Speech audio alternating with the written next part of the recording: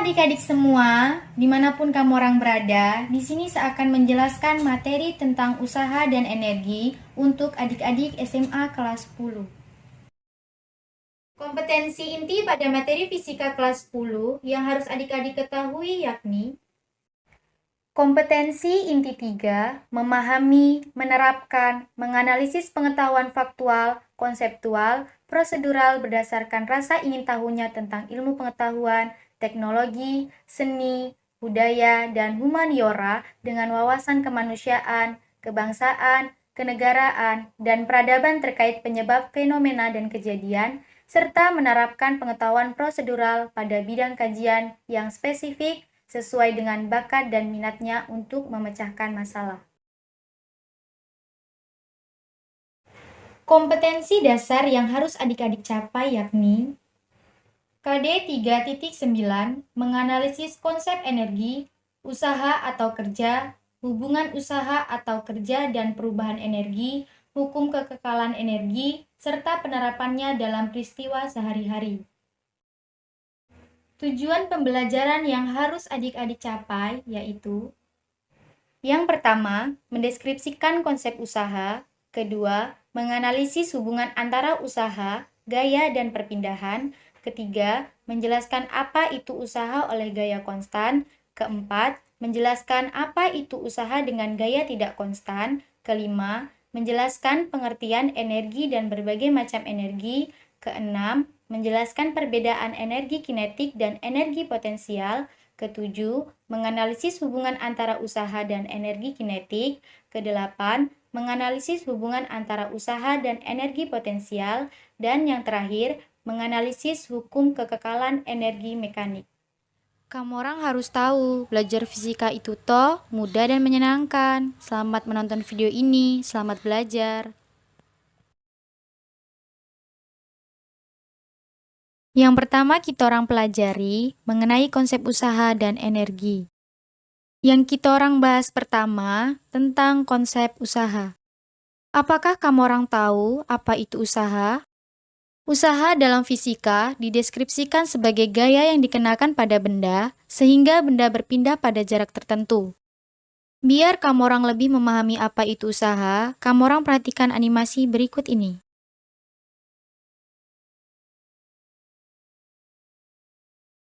Dari animasi yang kamu orang lihat, apakah orang tersebut melakukan usaha? Berdasarkan definisi usaha, seseorang dikatakan melakukan usaha apabila gaya yang diberikan membuat benda berpindah. Dari animasi, terlihat bahwa mobil tersebut tidak berpindah. Jadi, dapat dikatakan orang tersebut tidak melakukan usaha. Jika mobil tersebut berpindah, baru bisa dikatakan bahwa orang tersebut melakukan usaha. Dalam melakukan perpindahan, usaha dapat dilakukan dengan gaya konstan maupun gaya tidak konstan. Kita orang akan bahas usaha oleh gaya konstan terlebih dahulu. Yang pertama, kita orang akan menganalisis usaha dari gaya dan perpindahannya. Perhatikan dua animasi berikut ini.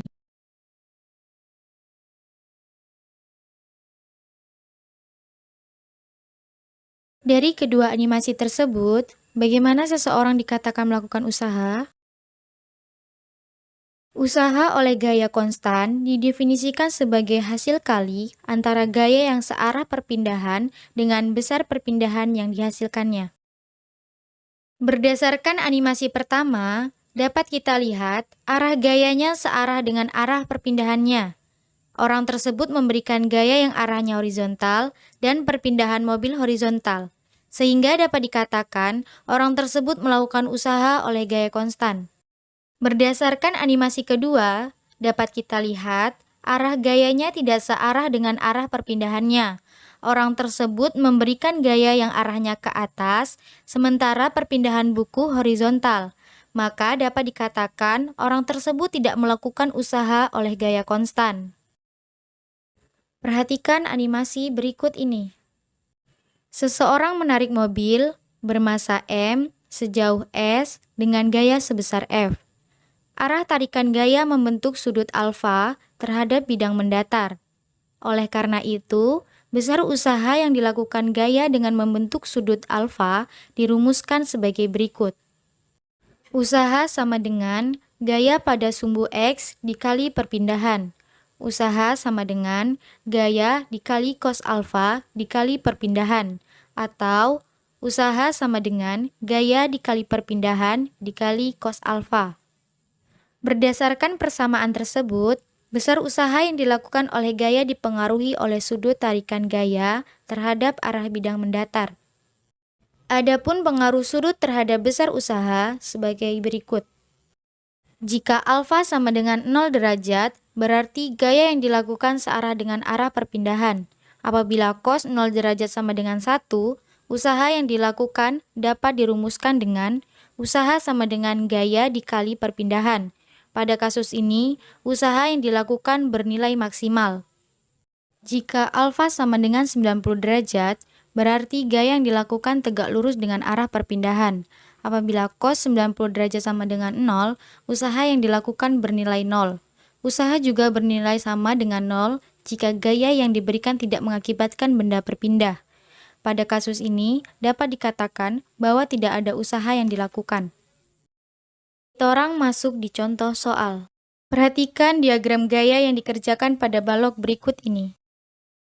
Tentukan besar usaha dan arah perpindahan pada balok jika balok tersebut berpindah sejauh 2 meter.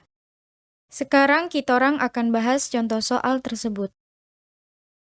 Diketahui F1 sama dengan 10 Newton ke arah kiri, F2 sama dengan 50 Newton ke arah kanan, sudutnya atau alfa sama dengan 60 derajat, dan perpindahan sama dengan 2 meter. Yang ditanyakan adalah besar usaha dan arah perpindahannya. Jadi yang pertama, kita orang tentukan gaya yang bekerja pada balok.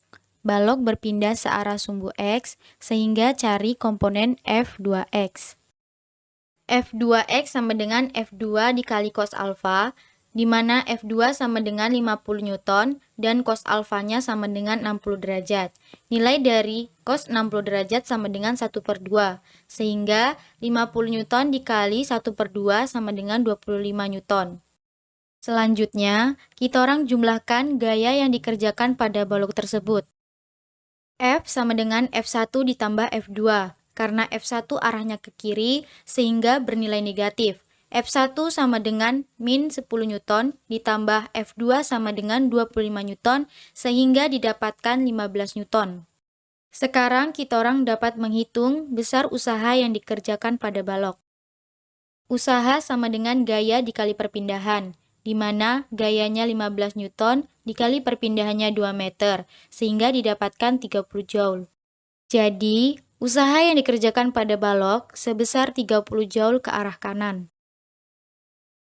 Selanjutnya, kita orang masuk pada usaha oleh gaya tidak konstan. Usaha oleh gaya tidak konstan adalah besar gaya yang bekerja pada suatu objek tidak selalu konstan. Jadi gaya yang diberikan dipengaruhi oleh jarak seperti gaya pegas. Jadi gaya ini dipengaruhi oleh jarak. Ketika pegas diregangkan, gaya yang dirasakan orang yang meregangkannya semakin besar. Jadi gaya pegas itu tidak konstan, dipengaruhi oleh jarak dari gaya tersebut. Dengan begitu, berarti mempengaruhi besar usahanya, sehingga disebut usaha oleh gaya tidak konstan. Misalkan, besar gaya berubah terhadap jarak dapat digambarkan seperti grafik berikut. Gaya bekerja dari jarak X1 hingga X2. Besar usaha yang dilakukan dapat dihitung dengan menghitung luas daerah di bawah kurva.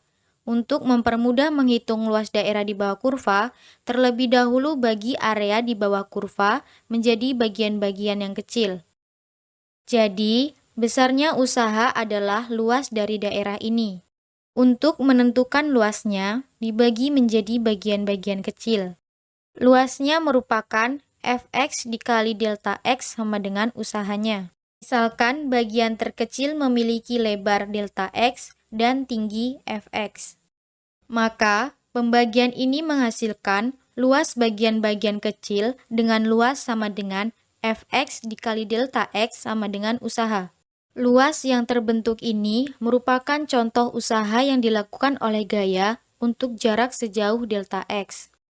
Jadi, besar usaha total untuk perpindahan dari X1 ke X2 dapat dituliskan seperti persamaan berikut. Usaha sama dengan sigma X1 ke X2 Fx dikali delta X. Jika ukuran dari perpindahan X1 ke X2 dibiarkan mendekati 0, persamaan di atas dapat diubah dalam bentuk limit atau integral yang digunakan dalam persamaan berikut.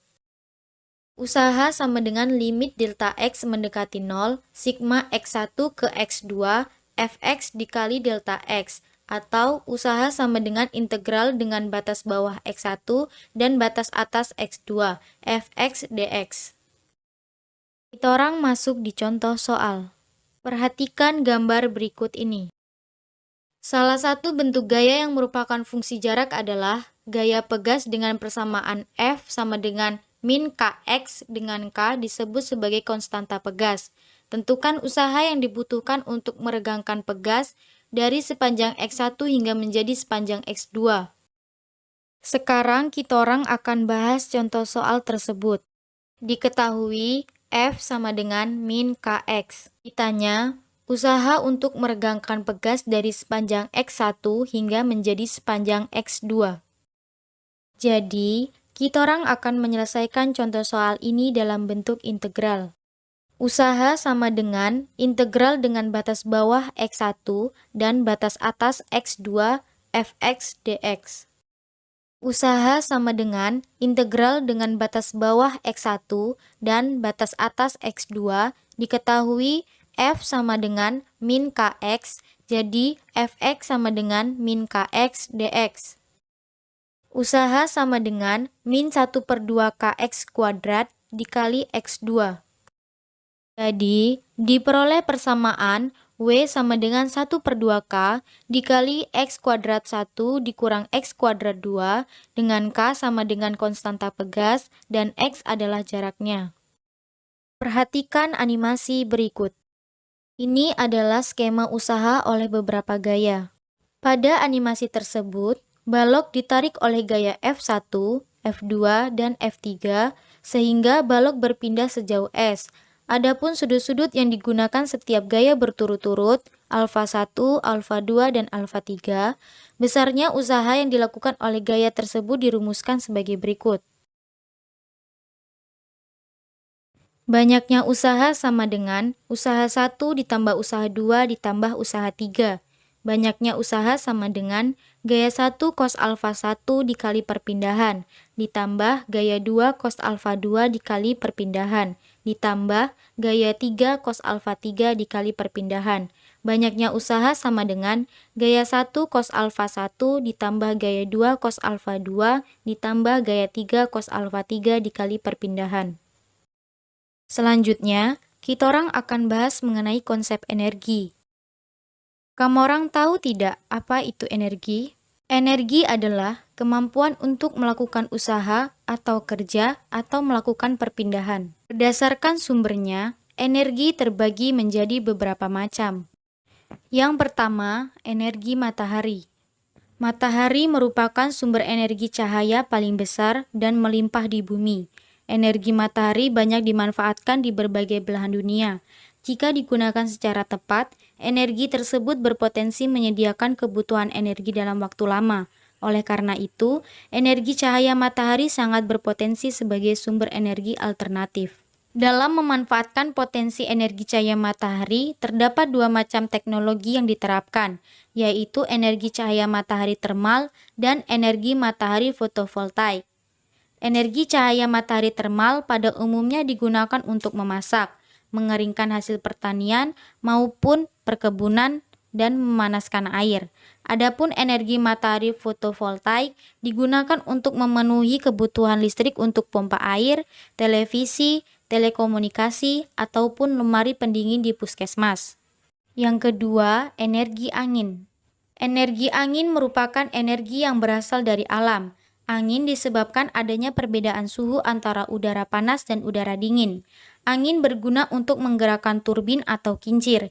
Kincir memutar kumparan generator sehingga menghasilkan energi listrik. Penggunaan energi angin untuk keperluan tradisional banyak ditemukan di negara-negara Eropa seperti Denmark, Belanda, dan negara-negara Eropa lainnya, yang lebih dikenal dengan windmill. Berdasarkan data World Wind Energy Association, sampai dengan tahun 2007, perkiraan energi listrik yang dihasilkan oleh turbin angin mencapai 93,85 gigawatt dan menghasilkan lebih dari 1% dari total kelistrikan secara global. Yang ketiga, energi air. Energi air adalah energi yang dihasilkan oleh gerakan air. Air yang bergerak menyimpan energi sangat besar. Pada prinsipnya, air bergerak dimanfaatkan menjadi energi listrik. Air bergerak mampu memutar turbin. Turbin yang berputar menggerakkan rotor yang berada dalam turbin sehingga gerakan itu menghasilkan listrik yang dapat dimanfaatkan untuk membangkit listrik tenaga air. Indonesia memiliki banyak potensi sumber daya alam berupa air. Diperkirakan, Indonesia mempunyai potensi PLTA sebesar 70.000 megawatt. Oleh karena potensi tersebut, energi air diharapkan berguna sebagai energi alternatif untuk masa kini dan masa yang akan datang. Yang keempat, energi nuklir. Energi nuklir adalah energi yang dihasilkan dari reaksi fisi dan reaksi fusi inti-inti atom. Pada dasarnya, energi nuklir merupakan hasil reaksi berantai yang bisa dikendalikan. Unsur yang sering digunakan dalam reaksi fisi nuklir adalah plutonium dan uranium, terutama plutonium 239 dan uranium 235. Dalam reaksi fusi nuklir digunakan litium dan hidrogen, terutama litium 6, deuterium, dan tritium. Contoh reaksi fisi adalah ledakan senjata nuklir dan pembangkit listrik tenaga nuklir. Adapun contoh reaksi fusi nuklir adalah reaksi yang terjadi pada hampir semua inti bintang di alam semesta. Yang kelima, energi panas bumi. Energi panas bumi adalah energi panas yang tersimpan dalam batuan maupun fluida yang terbentuk di dalam kerak bumi. Energi panas bumi telah dimanfaatkan untuk pembangkit listrik di 24 negara termasuk Indonesia. Fluida panas bumi juga dimanfaatkan untuk sektor-sektor non-listrik, seperti pemanasan ruangan, pemanasan air, pemanasan rumah kaca, pengeringan hasil produk pertanian, pemanasan tanah, dan pengeringan kayu. Secara umum, bentuk energi terbagi menjadi dua jenis, yaitu energi kinetik dan energi potensial. Yang pertama kita orang bahas yaitu energi kinetik. Energi kinetik adalah energi yang dimiliki benda karena geraknya atau kecepatannya. Kamu orang perhatikan animasi berikut. Sebuah mobil bermassa M yang awalnya diam, yang berarti memiliki nilai kecepatan sama dengan 0. Ketika mobil diberi gaya F, mobil bergerak dengan kecepatan sebesar Vt sehingga berpindah sejauh S. Jadi, intinya, energi kinetik adalah energi akibat gerak benda. Jadi, benda yang tidak bergerak tidak mempunyai energi kinetik. Benda yang diam energi kinetiknya 0. Secara matematis, energi kinetik dapat dirumuskan sebagai berikut. Energi kinetik sama dengan 1/2 mv kuadrat. Sekarang, kita orang masuk di contoh soal. Benda bermassa 4 kg mula-mula diam, kemudian bergerak lurus mendatar dengan percepatan 1,5 meter per sekon kuadrat. Berapakah usaha yang diubah menjadi energi kinetik setelah 10 detik? Kita orang akan bahas contoh soal tersebut. Diketahui, masanya sama dengan 4 kg, percepatan bendanya sama dengan 1,5 meter per sekon kuadrat. Kecepatan awalnya sama dengan 0 meter per sekon kuadrat, dan waktunya sama dengan 10 sekon. Yang ditanyakan adalah, berapakah usaha yang diubah menjadi energi kinetik setelah 10 detik? Yang pertama, kita orang akan menghitung kecepatan benda setelah 10 sekon. Kecepatan sama dengan kecepatan awal ditambah percepatan dikali waktu. Diketahui kecepatan awalnya sama dengan 0, ditambah percepatannya sama dengan 1,5 meter per sekon kuadrat, dikali waktunya sama dengan 10 sekon, sehingga didapatkan 15 meter per sekon. Sekarang, kita orang dapat menghitung energi kinetiknya. Energi kinetik sama dengan 1/2 dikali massa dikali kecepatan kuadrat. 1/2 dikali 4 kg dikali 15 meter per sekon kuadrat sehingga didapatkan 450 joule. Jadi, usaha yang diubah menjadi energi kinetik sebesar 450 joule. Selanjutnya, kita orang masuk di energi potensial. Energi potensial adalah energi yang berhubungan dengan posisi relatif antara dua partikel atau lebih yang saling berinteraksi. Energi potensial terbagi menjadi dua, yaitu energi potensial gravitasi dan energi potensial pegas. Sekarang, kita orang akan bahas energi potensial gravitasi terlebih dahulu. Perhatikan animasi berikut. Sebuah bola memiliki ketinggian tertentu. Kita orang asumsikan ketinggian H dari lantai. Benda yang berada pada ketinggian tertentu terhadap bidang acuan memiliki energi potensial. Energi potensial yang dimaksud adalah energi potensial gravitasi. Semakin tinggi kedudukan suatu benda terhadap bidang acuan, semakin besar energi potensial gravitasi yang dimilikinya. Energi potensial gravitasi dirumuskan sebagai berikut. Energi potensial sama dengan massa dikali percepatan gravitasi dikali ketinggian benda. Sekarang, kita orang akan masuk di contoh soal. Kelapa 2,5 kg jatuh dari pohon. Dan ketika menyentuh tanah, kecepatannya mencapai 20 meter per sekon. Dari ketinggian berapakah kelapa tersebut jatuh? Sekarang, kita orang bahas soal tersebut.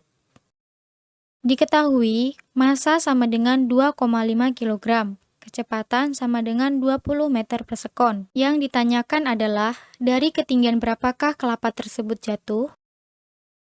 Karena di sini diketahui kecepatan benda ketika menyentuh tanah, jadi kita orang cari dulu energi kinetik maksimumnya.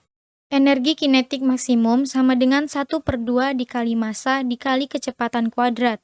Sama dengan 1/2 dikali 2,5 kg dikali 20 meter per sekon kuadrat sehingga didapatkan 500 joule. Energi kinetik maksimum sama dengan energi potensial. Diketahui energi kinetik maksimumnya sama dengan 500 joule. Masanya sama dengan 2,5 kg, dikali percepatan gravitasinya sama dengan 10 meter per sekon kuadrat, dikali ketinggian. Jadi ketinggian sama dengan 500 joule dibagi 25 kg meter per sekon kuadrat, sehingga didapatkan ketinggiannya 20 meter. Jadi, kelapa jatuh dari ketinggian 20 meter. Selanjutnya, energi potensial pegas. Energi potensial pegas adalah kemampuan pegas untuk kembali ke bentuk semula. Perhatikan animasi berikut.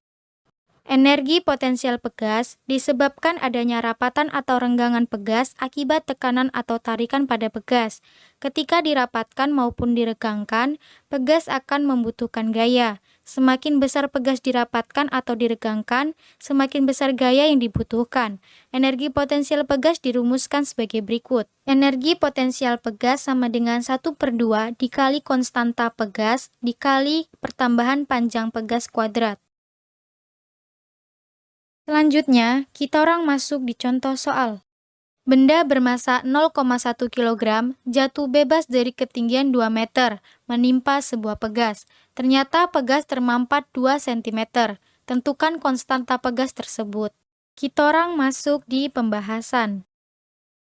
Diketahui, massanya sama dengan 0,1 kg. Ketinggiannya sama dengan 2 meter, pertambahan panjang pegas sama dengan 2 cm. Karena satuan pertambahan panjang pegas itu meter, maka kita konversikan ke meter sehingga menjadi 0,02 meter. Yang ditanyakan adalah konstanta pegas. Karena kita orang akan mencari konstanta pegas, jadi kita orang cari dulu energi potensialnya. Energi potensial sama dengan massa dikali percepatan gravitasi dikali ketinggian. Sama dengan 0,1 kg dikali 10 meter per sekon kuadrat dikali 2 meter, sehingga didapatkan 2 joule. Sekarang, kita orang dapat menghitung konstanta pegasnya. Energi potensial pegas sama dengan 1/2 dikali konstanta pegas dikali pertambahan panjang pegas kuadrat. Energi potensial pegas sama dengan 2 joule, 1/2 dikali konstanta pegas dikali 0,02 meter kuadrat, sehingga didapatkan konstanta pegas sama dengan 10.000 Newton per meter. Jadi, konstanta pegas sebesar 10.000 Newton per meter. Selanjutnya, kita orang masuk di hubungan antara usaha dan energi. Yang pertama kita orang bahas yakni usaha dan energi kinetik. Perhatikan animasi berikut.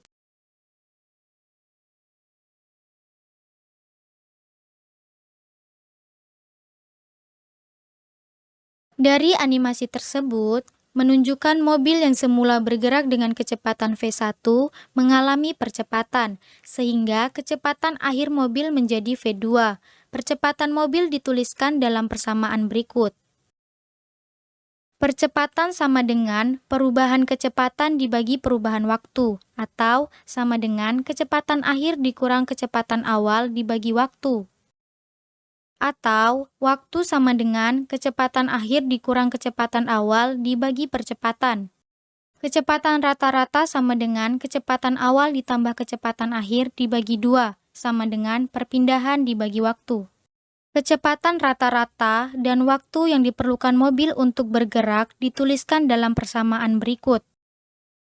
Sehingga waktu sama dengan 2 dikali perpindahan dibagi kecepatan awal ditambah kecepatan akhir.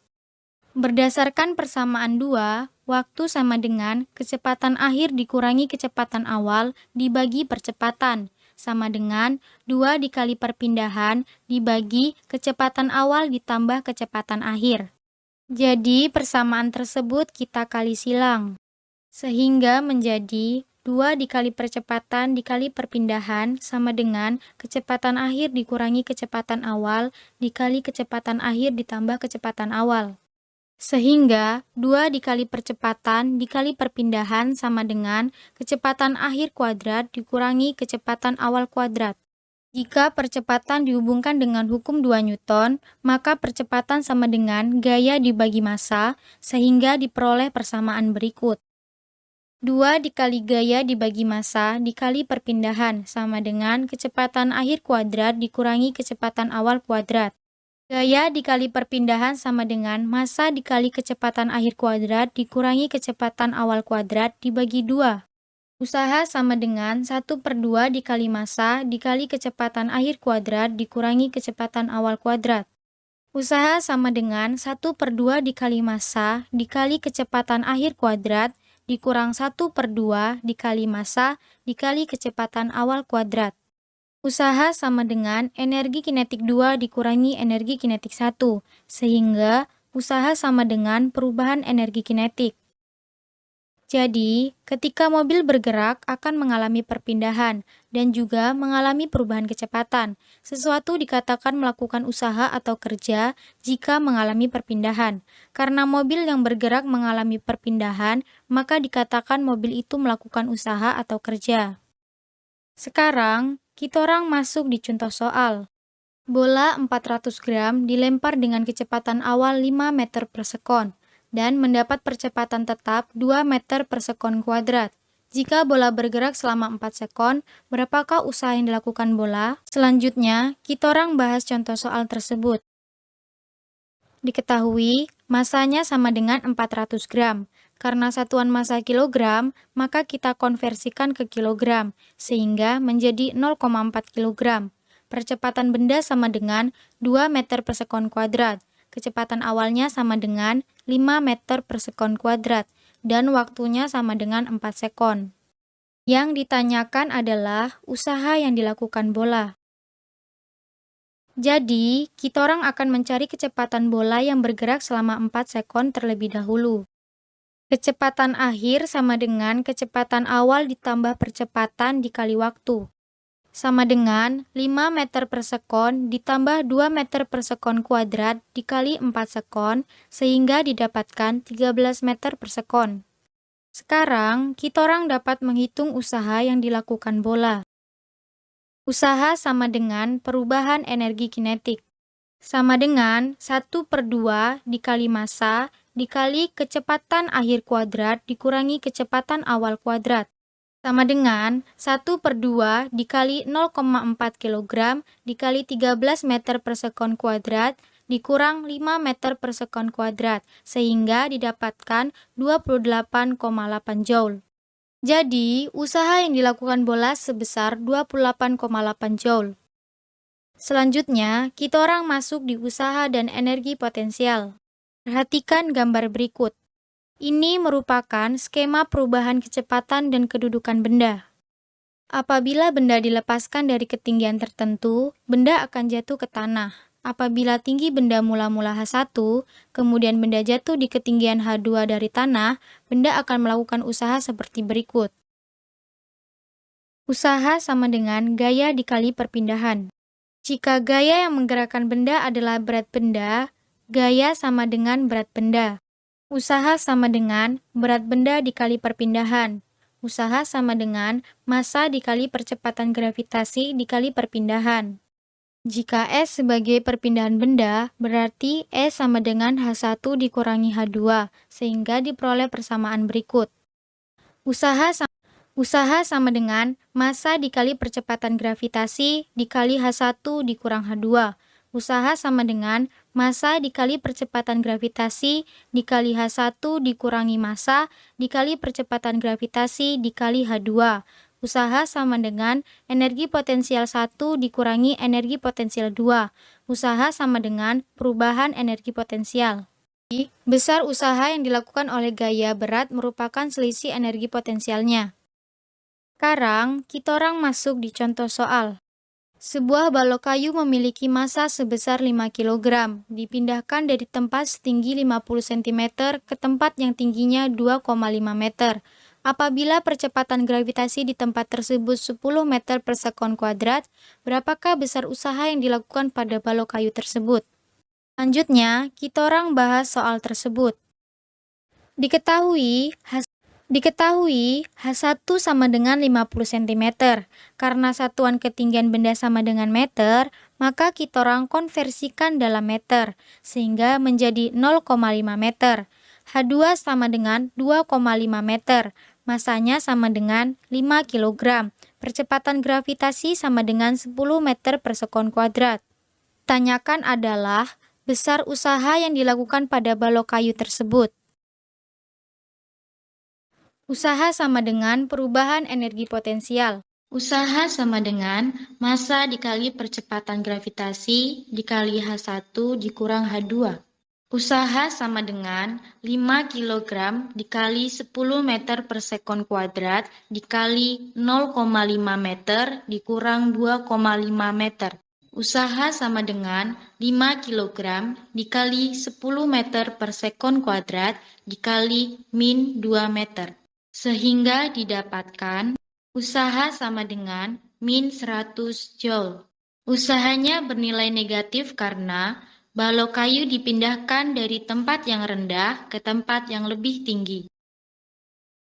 Sekarang, kita orang masuk di hukum kekekalan energi mekanik. Perhatikan gambar berikut.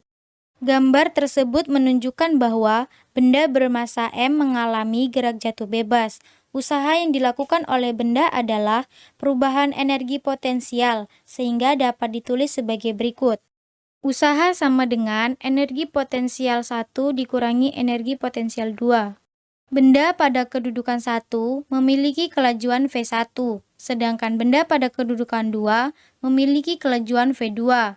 Besar usaha yang digunakan untuk memindahkan benda sama dengan perubahan energi kinetik yang dapat ditulis. Usaha sama dengan energi kinetik 2 dikurangi energi kinetik 1. Oleh karena usaha sama dengan energi potensial 1 dikurang energi potensial 2, persamaannya menjadi energi potensial 1 dikurang energi potensial 2 sama dengan energi kinetik 2 dikurang energi kinetik 1. Energi potensial 1 ditambah energi kinetik 1 sama dengan energi potensial 2 ditambah energi kinetik 2. Energi potensial ditambah energi kinetik didefinisikan sebagai energi mekanik total sistem yang dilambangkan dengan energi mekanik. Nilai energi mekanik awal dan energi mekanik akhir bersifat konstan. Pernyataan tersebut lebih dikenal dengan hukum kekekalan energi mekanik. Bunyi hukum kekekalan energi mekanik sebagai berikut.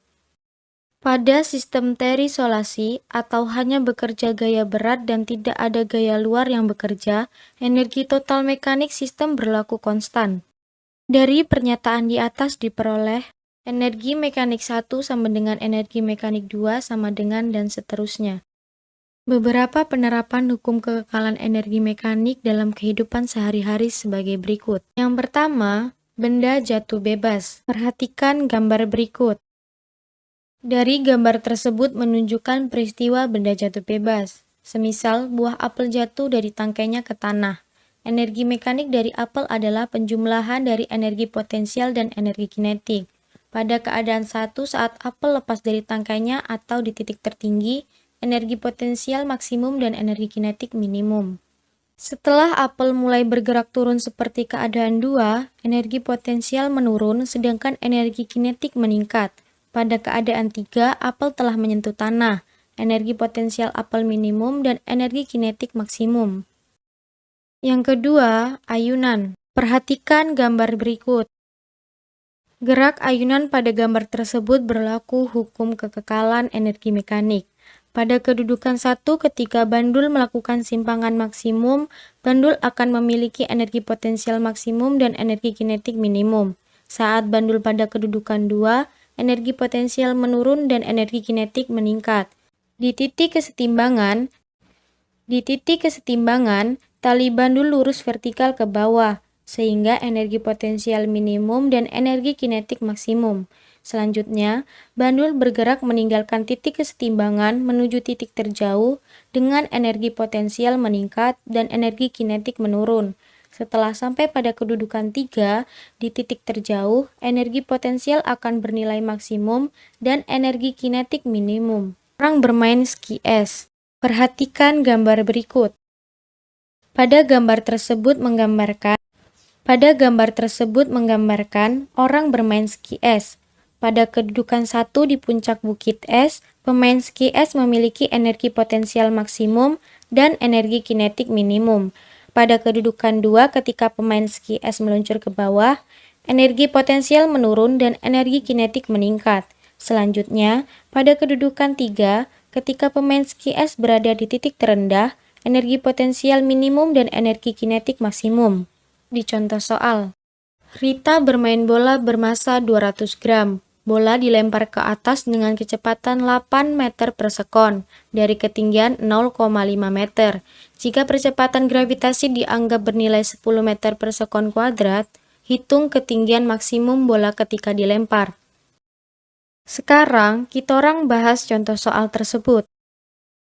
Diketahui V1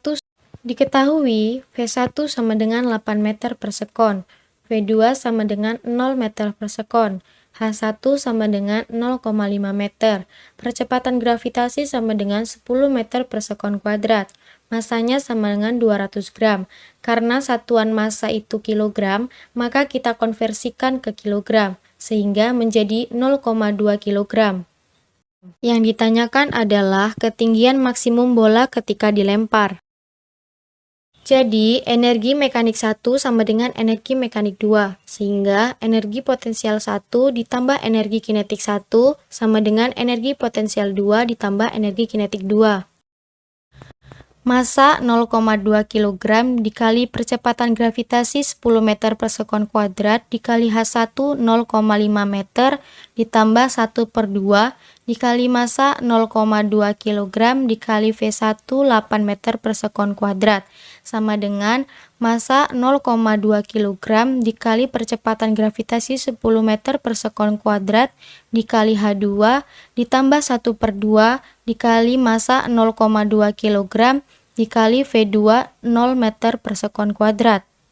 Jadi, 1 kg meter kuadrat per sekon kuadrat ditambah 6,4 kg meter kuadrat per sekon kuadrat sama dengan 2 kg meter per sekon kuadrat dikali H2 ditambah 0. Maka, 7,4 kg meter kuadrat per sekon kuadrat sama dengan 2 kg meter per sekon kuadrat dikali H2, sehingga didapatkan H2 sama dengan 7,4 kg meter kuadrat per sekon kuadrat dibagi 2 kg meter per sekon kuadrat sama dengan 3,7 meter.